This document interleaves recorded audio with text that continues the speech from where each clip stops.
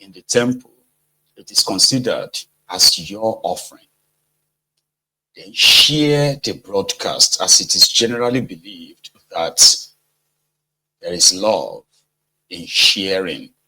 To invite your friends, invite your not so friendly friends, tell them all that Mayegun today, Mayegun is live. Thank you. So tonight, we are again digging into the activities of the supposed opposition to call and what they are up to.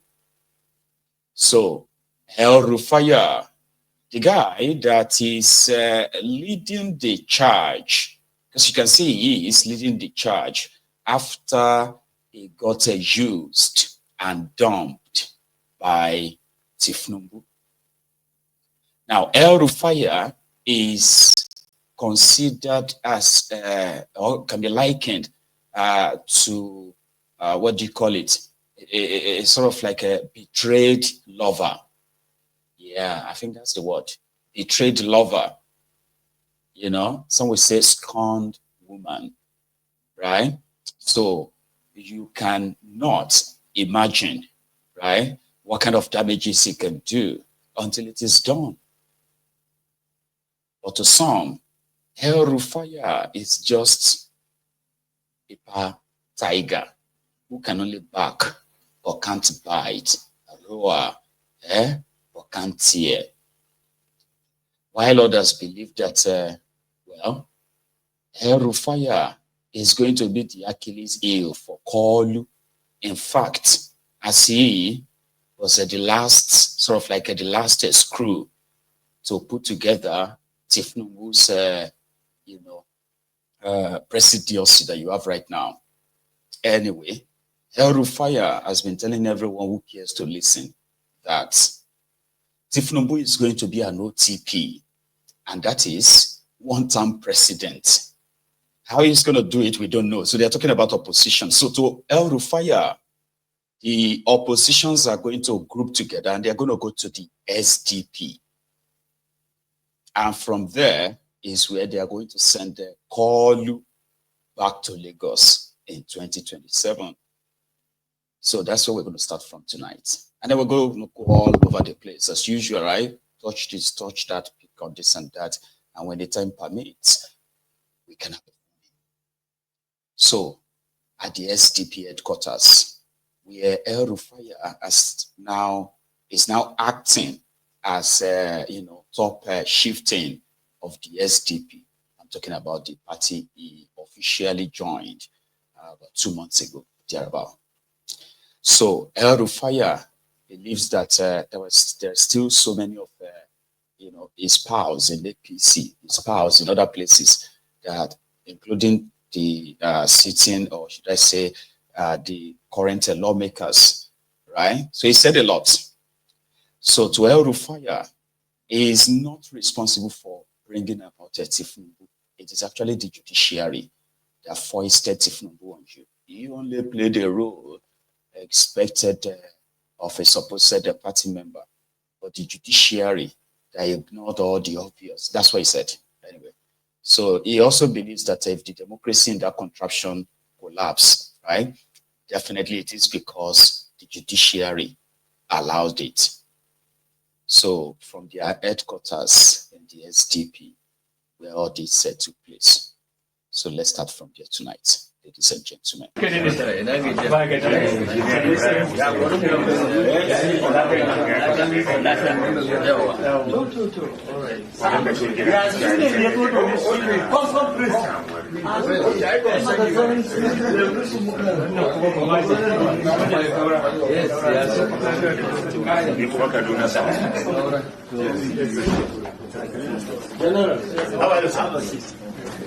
Great, welcome. How are you, sir? How are you, sir? Prince, leadership, and General Momo.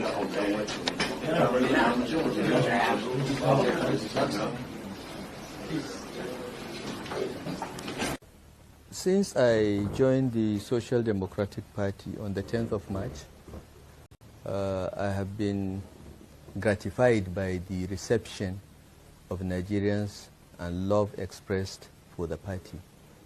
It seems clear to me that most Nigerians have lost hope in both the APC and the PDP and are looking for a credible alternative. And the history and the pedigree of the SDP is such that it is that potential alternative. With my journey of the party and many other credible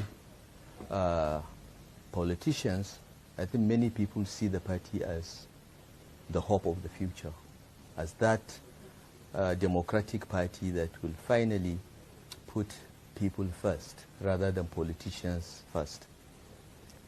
So there has been an influx of people into the party, but as part of that influx, we also expect that the sitting government and the ruling party will try to inject viruses into the party to create crisis, as it has done, or as they have done in the Labour Party, in NNPP and the PDP.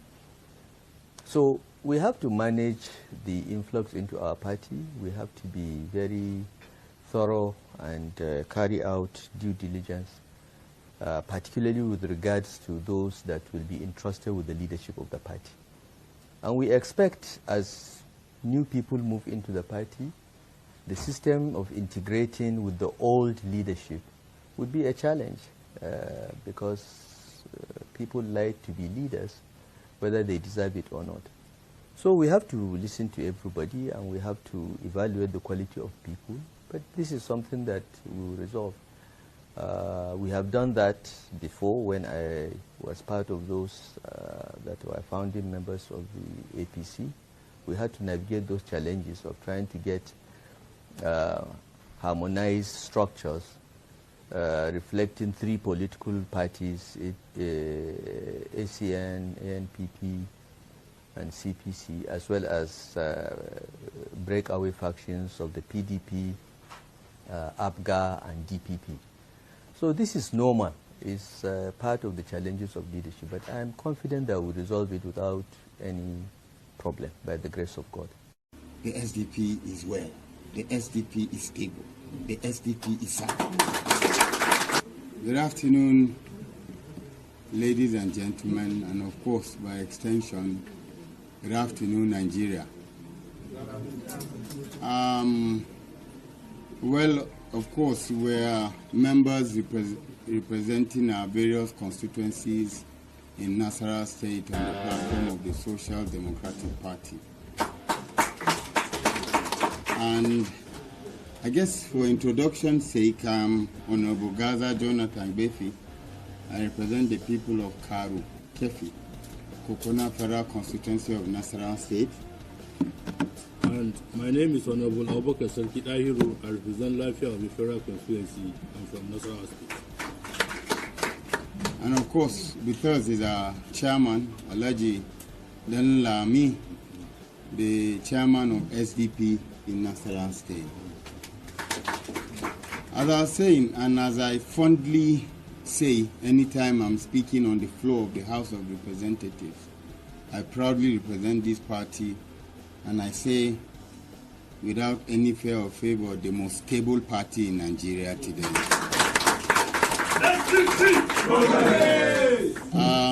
I'm aware of the press release that was made. For whatever reason that happened, I'm sure we will. SDP is a party based on discipline, integrity, and fundamental values are things we hold there. We would not hesitate, and I would say we would not hesitate to make sure we get to the bottom of it. But whether it was a mistake, whether it was done intentionally for... That was El-Rufai's new party, right? Because right away, some people felt like he's coming to hijack their party. So they put out a statement that El-Rufai has no place in their party to negotiate any coalition. So in order to save face, they decided to put out a statement, of course, yesterday, to say, well, whoever did that, we didn't send them. El-Rufai did, like Oluwo put it, the devil himself. Hi. Like I'm actually going to witness El-Rufai repackaged because of your 2027. Man, it's going to be interesting to see, interesting to watch. El-Rufai. Kaduna little finger. Really? And I'll let that guy finish though, because it's after that El-Rufai also mounted a podium where he told everybody, we will send Tinubu, or we'll make sure Tinubu goes back to Lagos in 2027. But he also said they are going to keep Tinubu's minister, Tijani, the one that is doing Google AI with generator. Anyway. And also, we stand with the National Working Committee, who are equally doing very, very well. I commend all of you. Thank you very much, and God bless. Thank you. Thank you. Okay. Well, I'm not holding sway for anybody. We speak in our capacities, by God's grace, as leaders on this great platform, the Social Democratic Party. And I want to say, without fear or favor, just as I said, I had interacted with the chairman. He has spoken to me. He has spoken to us. And he has told us, in line with that, there had just been confirmed the press release that was given on behalf of the chairman. For whatever reason, I'm sure at the appropriate time, he would speak to the press. But if he has spoken through a channel that is recognized by the Constitution, I believe it is as good as him speaking, more so that the speech actually came from within these premises, being the official media house of the Social Democratic Party. Now, with regards to what you said, flip-flop, one thing I appreciate about the laws is that the law has made it clear that party issues are internal issues. It's a family issue. Even if there be any issue, which I do not believe there is, but even if there be any, we're definitely going to solve it within. And of course, in every political structure, just like in any family, there's a father. The father is the head of the home. And I believe in this party, the head of this party, the structure, the organizational structure of this party is the chairman. And if the chairman has made a statement, I believe that is what you should take to the bank, and not what any other person says. That's number one. Number two, you have organs in this party. There's the National Working Committee. I believe the National Working Committee, majority of the members would have made their statements to affirm the position of the chairman. But just as I said, I am not holding sway for the chairman. I'm not a member of the National Working Committee. We are members of NEC. So, at the appropriate time, when NEC is invited, we'll be able to make our own statements on behalf of what is happening in the party. But for now, we have interacted with the highest. The entire team came to Katsina yesterday, not only to work with the Katsina State government to carry out last-minute checks for preparation of this event, but they had to come without food. Because yesterday at 8 p.m. there was a very important meeting of the coalition we are putting together to ensure that